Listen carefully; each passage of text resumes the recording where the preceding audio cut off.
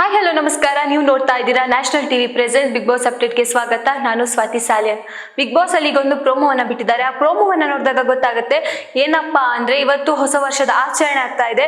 So big boss ಮನೆಯಲ್ಲಿ ಕೂಡ ಅಷ್ಟೇ, ಈಗ ಪ್ರತಿ ಸೀಸನ್ ಅಲ್ಲೂ ಹೊಸ ವರ್ಷ ಬರುವಾಗ ಆಚರಣೆ ಮಾಡೋದು ಅಥವಾ ಸಂಭ್ರಮ ಪಡೋದು ಅಥವಾ ಗೆಸ್ಟ್ಗಳು ಬರೋದು ಅಥವಾ ಅವರೇ ಹಾಡಿ ಕುಣಿಯೋದು ಇದು ಸಾಕಷ್ಟು ಆಗ್ತಾ ಇರುತ್ತೆ.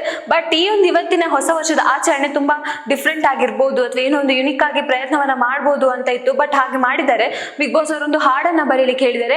ಸೊ ಆ ಹಾಡು ಯಾರಿಗೆ ಬರೀತಿದ್ದಾರೆ ಅಂದ್ರೆ ಗಿಲ್ಲಿ ಅವರು. ಸೊ ಗಿಲ್ಲಿ ಅವರು ಹಾಡು ಬರೀತಿದ್ದಾರೆ ಅಂದ್ಮೇಲೆ ಗೊತ್ತಾಗುತ್ತೆ, ಎಲ್ಲರನ್ನ ರೋಸ್ಟ್ ಮಾಡ್ಕೊಂಡು ಬರೀತಾರೆ. ಸೊ ಬಿಗ್ ಬಾಸ್ ಕೊಟ್ಟಿರೋದೇ ಟಾಸ್ಕ್ ಅದು. ಅಂದ್ರೆ ಎಲ್ಲದನ್ನ ಅಂದ್ರೆ ಈ ಸೀಸನ್ ಅಲ್ಲಿ ಏನೆಲ್ಲ ಆಯ್ತು ಅಥವಾ ಈ ಸೀಸನ್ ಅಲ್ಲಿ ಯಾರ ಬಗ್ಗೆ ಏನಾದ್ರು ಹೇಳೋಕಿದ್ರೆ ಅದನ್ನ ಹಾಡಿನ ಮೂಲಕ ಹೇಳೋದು, ಅದೊಂದು ಟಾಸ್ಕ್ ಅನ್ನ ಕೊಟ್ಟಿದ್ರು. ಸೊ ಅದು ಗಿಲ್ಲಿ ಅವ್ರು ಬರಿತಾ ಇರ್ಬೇಕಾದ್ರೆ ಧ್ರುವಂತ್ ಅವರ ವಿಷಯ ಬರುತ್ತೆ. ಸೊ ಅಲ್ಲಿ ಧ್ರುವಂತ್ ಅವ್ರಿಗೆ ಅಷ್ಟೇನು ಅವರು ಅವಹೇಳನವಾಗಿ ಮಾತಾಡಲ್ಲ. ಅಲ್ಲಿ ಒಂದು ಬೇಜ್ ಗುಡಿಸೋದಾಗಿರ್ಬೋದು ಅಥವಾ ಅಲ್ಲಿ ಡೆಸ್ಕ್ ಅನ್ನ ಕ್ಲೀನ್ ಮಾಡೋ ವಿಷಯವನ್ನ ತಗೊಂಡು ಮಾತಾಡ್ತಾರೆ. ಸೊ ಅಲ್ಲಿ ಧ್ರುವಂತ್ ಅವರು ಟ್ರಿಗರ್ ಆಗ್ತಾರೆ. ಸೊ ಧ್ರುವಂತ್ ಅವ್ರು ಟ್ರಿಗರ್ ಆಗೋಕೆ ಕಾರಣ ಏನು ಅಂತ ನೋಡೋದಾದ್ರೆ ಗಿಲ್ಲಿ ಅವರ ಮಾತು. ಅವ್ರಿಗೆ ಫಸ್ಟ್ ಇದನ್ನು ಗಿಲ್ಲಿ ಅವ್ರು ಏನೇ ಹೇಳಿದ್ರು ಅದು ಟ್ರಿಗರ್ ಆಗೋದು ಆಗೇ ಆಗುತ್ತೆ. ಗಿಲ್ಲಿ ಅವ್ರು ಏನೋ ಒಂದು ತಮಾಷೆಗೆ ಹೇಳಿದ್ದು ಅಂತ ಗೊತ್ತಾಗುತ್ತೆ. ಬಟ್ ಅದು ಅವರು ತಗೊಳ್ಳೋ ರೀತಿ ಇದೆಯಲ್ಲ, ಅದು ತುಂಬಾ ಟ್ರಿಗರ್ ಆಗೇ ತಗೊಳ್ತಾರೆ. ಸೊ ಹಾಗಾಗಿ ಧ್ರುವಂತ್ ಅವ್ರಿಗೆ ಎಲ್ಲಿ ಕೋಪ ಬರುತ್ತೆ. ಸೊ ಬಿಗ್ ಬಾಸ್ ಅವರು ಒಂದು ಟಾಸ್ಕ್ ಕೊಟ್ಟಿದ್ದಾರೆ, ಒಂದು ಹಾಡನ್ನ ಆಡ್ಬೇಕು ಅಥವಾ ಒಂದು ಟಾಸ್ಕ್ ಅನ್ನ ಹೊಸ ವರ್ಷದ ದಿನ ಹೊಸ ದಿನವನ್ನ ಹೊಸ ಚೆನ್ನಾಗಿ ಸ್ಟಾರ್ಟ್ ಮಾಡ್ಬೇಕು ಅಂತ ಒಂದು ಟಾಸ್ಕ್ ಅನ್ನ ಕೊಟ್ಟಿದ್ರೆ ಇದನ್ನ ಈ ರೀತಿ ಅವರು ಹಾಳು ಮಾಡ್ಕೊಂಡಿದ್ದಾರೆ. ಅದು ಎಸ್ಪೆಷಲಿ ಧ್ರುವಂತ್ ಅವರು ಕೂಡ. ಧ್ರುವಂತ್ ಅವರ ಬಿಹೇವಿಯರ್ ಈಗ ತುಂಬಾ ಚೇಂಜ್ ಆಗ್ತಾ ಇದೆ. ಅಂದ್ರೆ ಸೀಕ್ರೆಟ್ ರೂಮ್ ಇಂದ ಬಂದಾದ್ಮೇಲೆ ಧ್ರುವಂತ್ ಅವರ ಬಿಹೇವಿಯರ್ ಗಮನಿಸಬಹುದು, ಸಾಕಷ್ಟು ಬದಲಾವಣೆಗಳು ಕಾಣ್ತಾ ಇದೆ. ಈ ಹಿಂದೆ ನಾವೇನ್ ಧ್ರುವಂತ ನೋಡಿದೀವಿ, ಒಂದು ಹಾನೆಸ್ಟ್ ಪರ್ಸನ್ ಆಗಿರ್ಬೋದು ಅಥವಾ ಒಂದು ಪರ್ಸನಲಿ ಒಬ್ಬರನ್ನ ಟಾರ್ಗೆಟ್ ಮಾಡದೇ ಇರುವಂತಹ ಧ್ರುವಂತ್ ಅವ್ರು ಈಗ ತುಂಬಾ ಪರ್ಸನಲಿ ಇಲ್ಲಿಯವ್ರನ್ನಂತೂ ತುಂಬಾನೇ ಟಾರ್ಗೆಟ್ ಮಾಡ್ತಿದ್ದಾರೆ. ಆಮೇಲೆ ರಾಶಿಕಾ ಅವ್ರನ್ನ ಆಗಿರ್ಬೋದು ಅಥವಾ ಈಗ ಅಶ್ವಿನಿ ಅವ್ರ ಜೊತೆ ತುಂಬಾ ಕ್ಲೋಸ್ ಆಗಿರೋ ಕಾರಣ ನಮ್ಗೆ ಅಷ್ಟೇನು ಗೊತ್ತಾಗ್ತಿಲ್ಲ.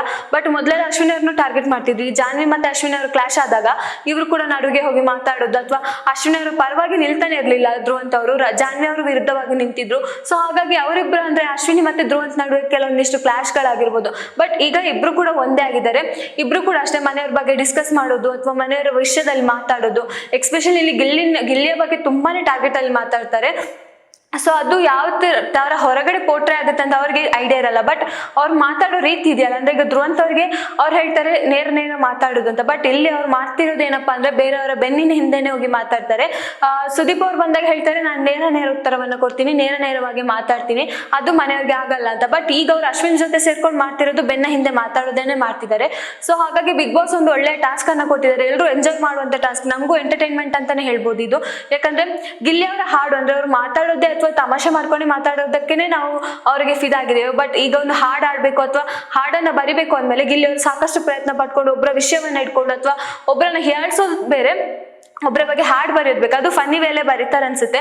ಬಟ್ ಅದು ಧ್ರುವಂತ್ ಅವ್ರಿಗೆ ಎಲ್ಲೋ ಒಂದ್ ಕಡೆ ನನ್ನ ಹೆಸರು ಬರಬಾರ್ದು, ನನ್ನನ್ನ ಇಲ್ಲಿಗೆ ತಗೋಬಾರ್ದು.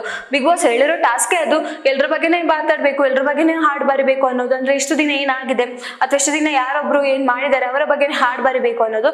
ಬಟ್ ಇಲ್ಲಿ ಧ್ರುವಂತ್ ಅವರು ಟ್ರಿಗರ್ ಆಗಿದ್ದು ಅಲ್ಲಿ ಗಿಲ್ಲಿ ವಿಷಯ ಬಂದಾಗ, ಅಂದ್ರೆ ಗಿಲ್ಲಿ ಅವ್ರು ಹಾಡು ಬರೀತಿದಾರಲ್ಲ.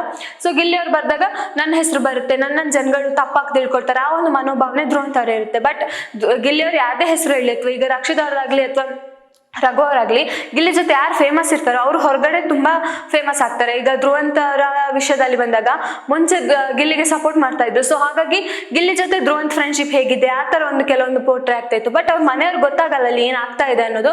ಬಟ್ ಆದ್ರೂ ಕೂಡ ಗಿಲ್ಲಿಯವ್ರನ್ನ ಬೇಕಂತ ಟಾರ್ಗೆಟ್ ಮಾಡೋದು ಇಲ್ಲಿ ಗೊತ್ತಾಗ್ತಾ ಇದೆ.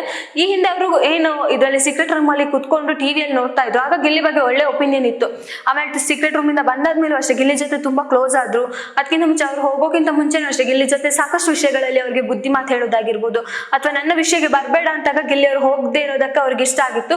ಸೊ ಆ ಕಾರಣಕ್ಕಾಗಿ ಧ್ರುವಂತ್ ಅವ್ರು ಗಿಲ್ಲಿ ಜೊತೆ ತುಂಬಾನೇ ಕ್ಲೋಸ್ ಆಗಿದ್ರು. ಆಮೇಲೆ ಸೀಕ್ರೆಟ್ ರೂಮ್ ಇಂದ ಬಂದಾಗ್ಲೂ ಅಷ್ಟೇ ಅವ್ರಿಗಿಬ್ರಿಗೂ ಟಾಸ್ಕ್ ಕೊಟ್ಟಿದ್ರು.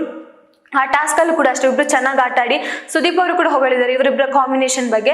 ಸೊ ಹಾಗಾಗಿ ಆ ಒಂದು ಕಾಂಬಿನೇಷನ್ ಚೆನ್ನಾಗಿತ್ತು. ಬಟ್ ಎಲ್ಲೋ ಒಂದ್ ಕಡೆ ಅಶ್ವಿನಿ ಅವ್ರ ಜೊತೆ ಸೇರ್ಕೊಂಡು ಹೀಗಾದ್ರ ಅಥವಾ ಬೇಕಂತ ಗಿಲ್ಲಿಯನ್ನ ಟಾರ್ಗೆಟ್ ಮಾಡಿದ್ರೆ ನಾನೆಲ್ಲೋ ಕಾಣಿಸ್ಕೊಳ್ತೀನಿ, ನಂಗೆ ಫುಟೇಜ್ ಸಿಗುತ್ತೆ ಅನ್ನೋ ಒಂದು ಒಪಿನಿಯನ್ ಏನಾದ್ರು ತಲೆಯಲ್ಲಿ ಕೂತಿದೆ ಗೊತ್ತಿಲ್ಲ. ಬಟ್ ಬೇಕಂತ ಗಿಲ್ಲಿ ಅವ್ರು ಏನೇ ಹೇಳಿದ್ರು ಅದ್ರ ಹೋಗಿ ಅವರನ್ನ ಕೆಣಕೋದಾಗಿರ್ಬೋದು ಅಥವಾ ಅವ್ರ ಬಗ್ಗೆ ಮಾತಾಡೋದಾಗಿರ್ಬೋದು ಅಥವಾ ಗಿಲ್ಲಿ ಏನೇ ಒಂದು ವಿಷಯವನ್ನ ಶೇರ್ ಮಾಡ್ಕೊಂಡ್ರು ಸಹ ಅದಕ್ಕೆ ಒಂಥರ ಬೇರೆ ರೀತಿಯಲ್ಲಿ ಅವ್ರು ಅರ್ಥ ಮಾಡ್ಕೊಳ್ಳೋದಾಗಿರ್ಬೋದು. ಈ ತರ ಧ್ರುವಂತ್ ಅವ್ರು ಈಗೀಗ ಮಾಡಕ್ ಸ್ಟಾರ್ಟ್ ಮಾಡಿದ್ದಾರೆ. ಈ ಹಿಂದೆ ಫಸ್ಟ್ ಸೀಸನ್ ಅಂದ್ರೆ ಫಸ್ಟ್ ಎಪಿಸೋಡ್ ಅಲ್ಲಿ ಏನೆಲ್ಲ ಆಗ್ತಾ ಬಂತು. ಸೊ ಅವಾಗ ಧ್ರುವಂತ್ ಅವ್ರು ಇದ್ದ ರೀತಿನೇ ಬೇರೆ, ಈಗ ಇರುವಂತಹ ರೀತಿನೇ ಬೇರೆ. ಸೊ ಧ್ರುವಂತ್ ಅವ್ರು ಒಂಟಿಯಾಗಿ ಮನೆಗೆ ಬಂದ್ರು. ಸೊ ಮನೆಗೆ ಬಂದಂತ ಧ್ರುವಂತ್ ಅವರು ಸಾಕಷ್ಟು ಒಳ್ಳೆ ಆನೆಸ್ಟ್ ಆಗಿ ಅಥವಾ ಪ್ರಾಮಾಣಿಕತೆಯಿಂದ ಆಟವನ್ನು ಆಟ ಆಡ್ತಿದ್ರು.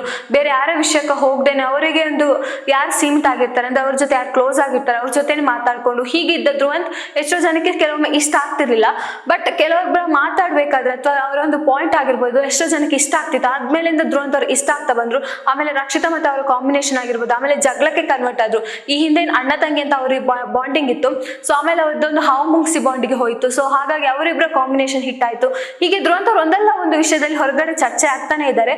ಹಾಗಾಗಿ ರಾಶಿಕಾ ಅವರ ವಿಷಯದಲ್ಲೂ ಅಷ್ಟೇ. ಹೀಗೆ ನೋಡ್ತಾ ಬಂದಾಗ ಧ್ರುವಂತ್ ಅವರು ಗಿಲ್ಲಿ ಜೊತೆ ಇದ್ದಾಗಲೂ ಸಾಕಷ್ಟು ಒಳ್ಳೆ ವಿಷಯದಲ್ಲೂ ಚರ್ಚೆ ಆಗಿದ್ದಾರೆ, ಆದ್ಮೇಲೆ ಅವರ ಒಂದು ನೆಗೆಟಿವ್ ಫೀಡ್ ಅಲ್ಲೂ ಚರ್ಚೆ ಆಗಿದ್ದಾರೆ. ಸೊ ಹಾಗಾಗಿ ಧ್ರುವಂತ್ ಅವರು ಇಲ್ಲಿ ಏನ್ ಈಗ ಗಿಲ್ಲಿ ಅವ್ರ ಜೊತೆ ಈಗ ಟಾರ್ಗೆಟ್ ಮಾಡ್ತಿದಾರೋ, ಸೊ ಈ ತರ ಟಾರ್ಗೆಟ್ ಬಂದಾಗ ಗಿಲ್ಲಿ ಅವ್ರಿಗೆ ಅದೊಂದು ಪ್ಲಸ್ ಪಾಯಿಂಟ್ ಆಗುತ್ತೆ. ಅಂದ್ರೆ ಗಿಲ್ಲಿ ಟ್ರಿಗರ್ ಆಗೋದು ಬೇಗ ಅಥವಾ ಗಿಲ್ಲಿಗೆ ಫುಟೇಜ್ ಬೇಕು ಆ ತರ ಅನ್ಕೊಂಡಿದ್ರೆ ಗಿಲ್ಲಿಗೆ ಇದು ಪ್ಲಸ್ ಆಗುತ್ತೆ.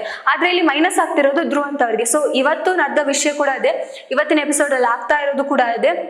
ಏನೋ ಒಂದು ಟಾಸ್ಕ್ ಅನ್ನು ಕೊಟ್ಟಿದ್ದಾರೆ, ಅದನ್ನ ಮಾಡಕ್ಕೆ ಗಿಲ್ಲಿ ಅವ್ರಿಗೆ ಬಿಡ್ತಿಲ್ಲ, ಅಂದ್ರೆ ಪರ್ಸನಲಿ ಟಾರ್ಗೆಟ್ ಮಾಡ್ತಿದ್ದಾರೆ ಅನ್ನೋ ಫೀಲ್ ಅಲ್ಲಿ ಧ್ರುವಂತ್ ಅವ್ರು ಮಾತಾಡ್ತಾರೆ. ಸೊ ಇದ್ರ ಬಗ್ಗೆ ಬಿಗ್ ಬಾಸ್ ಅವ್ರು ಏನ್ ಒಪಿನಿಯನ್ ತಗೋಬಹುದು, ಈ ಧ್ರುವಂತ್ ಅವರ ಈ ಒಂದು ನಿರ್ಧಾರ ಅಂದ್ರೆ ಧ್ರುವಂತ್ ಅವರ ಈ ಬಿಹೇವಿಯರ್ಗೆ ನಿಮ್ಮ ಅನಿಸಿಕೆ ಏನು ಅಂತ ಕಮೆಂಟ್ ಮಾಡಿ. ಸೊ ಇನ್ನಷ್ಟು ವಿಷಯಕ್ಕಾಗಿ ನೋಡ್ತಾ ಇರಿ ನ್ಯಾಷನಲ್ ಟಿವಿ. ಧನ್ಯವಾದಗಳು.